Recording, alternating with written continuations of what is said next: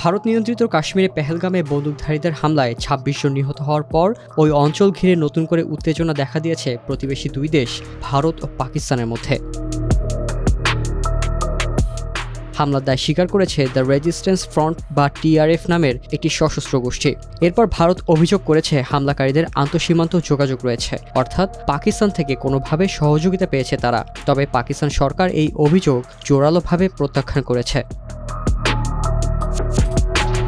পাকিস্তানের প্রতিরক্ষামন্ত্রী খাজা আসিফ এবং প্রধানমন্ত্রী শাহবাজ শরীফ উভয়েই আন্তর্জাতিক তদন্তের আহ্বান জানিয়েছেন এবং পাকিস্তানের পক্ষ থেকে যে কোনো নিরপেক্ষ ও স্বচ্ছ তদন্তে অংশগ্রহণের প্রস্তুতির কথাও জানিয়েছেন।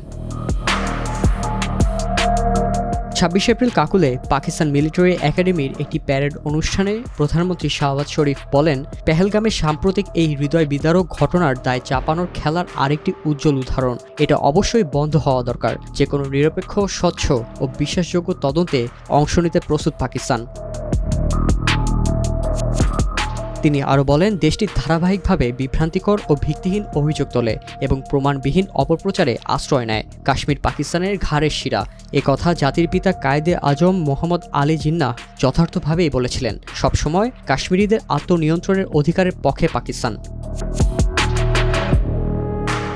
শাহবাজ শরীফ দাবি করেন, বৈশ্বিক সন্ত্রাসবাদের বিরুদ্ধে লড়াইয়ে পাকিস্তান সবচেয়ে বেশি ক্ষতির শিকার হয়েছে।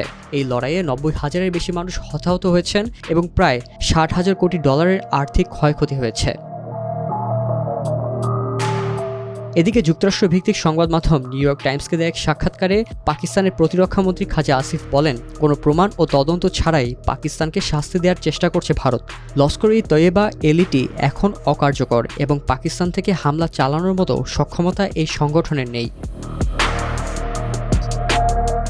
একই সঙ্গে তিনি দাবি করেন, এই হামলা হতে পারে ভারতেরই একটি ছদ্মবেশী অভিযান এবং ভারত অভ্যন্তরীণ রাজনৈতিক স্বার্থসিদ্ধি ও সিন্ধু পানি বন্টন চুক্তি স্থগিতের অজুহাত হিসেবে এই ঘটনাকে ব্যবহার করছে।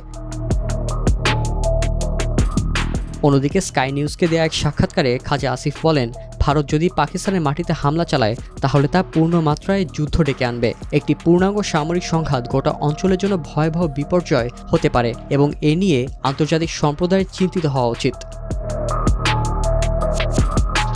তিনি আরও বলেন, সন্ত্রাসবাদের সব রূপ ও স্তরকে প্রত্যাখ্যান করে পাকিস্তান। পেহেলগাম হামলার ঘটনায় পাকিস্তানের কোনো সংশ্লিষ্টতা নেই। ভারতের উচিত তদন্তের মাধ্যমে প্রকৃত দোষীদের খুঁজে বের করা। শুধু অভিযোগ করলেই দায় এড়ানো যাবে না। যে কোনো আন্তর্জাতিক তদন্তে সহযোগিতা করতে প্রস্তুত পাকিস্তান।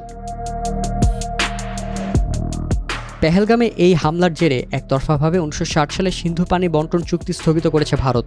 পাল্টার প্রতিক্রিয়ায় সিমলা চুক্তি স্থগিত এবং ভারতের বিমানের জন্য আকাশসীমা বন্ধ করে দিয়েছে পাকিস্তান।